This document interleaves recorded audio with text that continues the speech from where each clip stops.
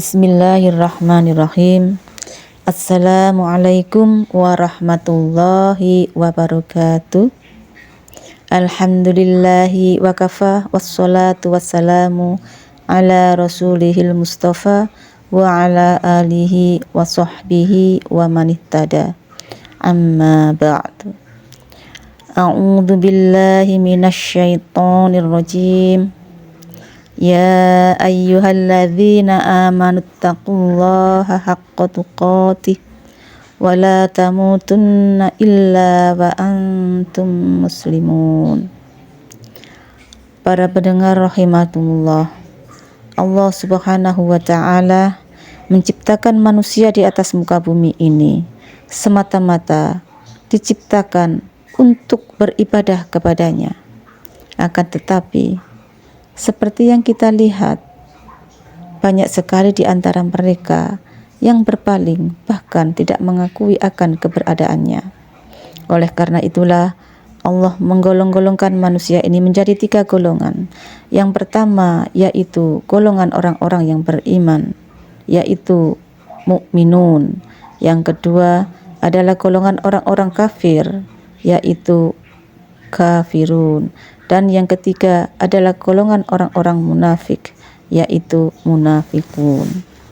Pada golongan yang ketiga ini, Allah memberikan label kepada mereka munafik karena mereka mempunyai tabiat, karakter yang berdampak buruk pada kehidupan di dunia sampai di akhirat nanti. Allah sampai mengabadikannya di dalam Al-Quran.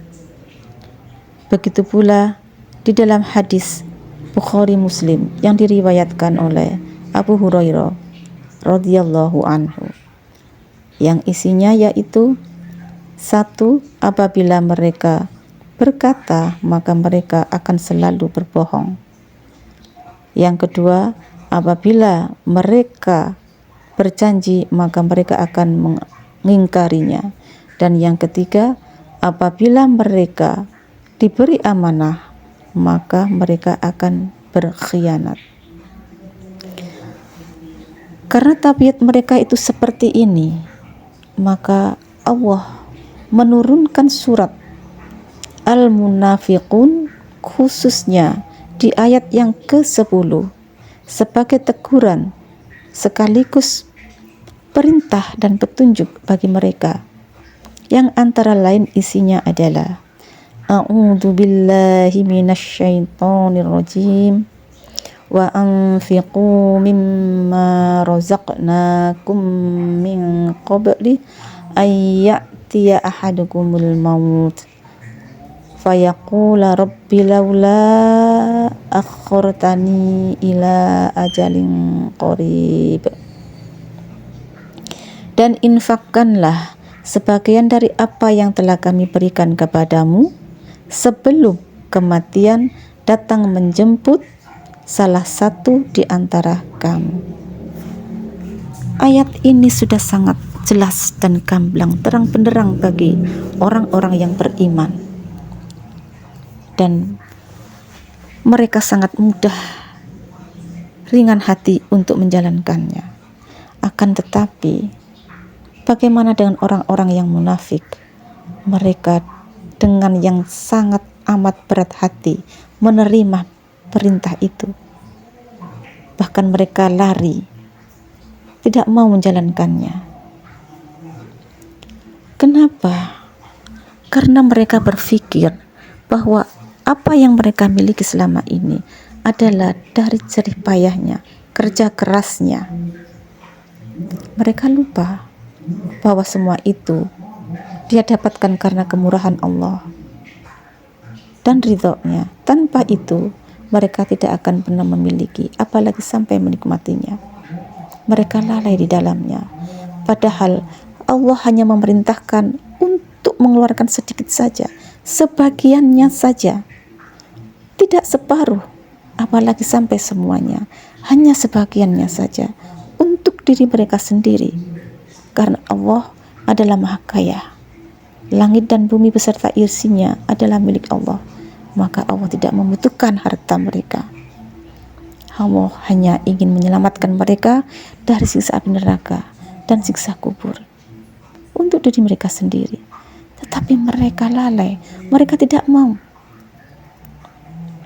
Allah memberikan kesempatan sampai ajal mereka, tetapi mereka tetap tidak mau. Yang sampai pada akhirnya kita lanjutkan kalimat berikutnya. Fa'as-saddaqo wa akum minas sholihin. Menyesallah mereka ketika batas akhir yang ditentukan oleh Allah itu berakhir, ajalnya tiba. Menyesallah mereka baru tahu apa makna, apa hikmah dari perintah itu. Dalam penyesalannya mereka mengatakan kepada Allah, ya Tuhanku, sekiranya, seandainya Engkau mau menunda, mau mengakhirkan sedikit waktu saja untukku, aku bisa bersedekah dan aku akan termasuk dalam golongan orang-orang yang soleh. Penyesalan ini sayangnya di dalam alam kubur, bukan di alam dunia yang fana. Ketika mereka masih hidup, penyesalan ini datangnya kemudian hari setelah mereka tidak mau mengindahkan perintah-perintah Allah. Mereka menyesal dan mereka tidak akan mendapatkan ampunan dari Allah, karena Allah tidak pernah mengampuni orang-orang munafik. Inilah kerugian mereka. Penyesalan mereka, penyesalan tak berujung, yang hanya sia-sia mereka.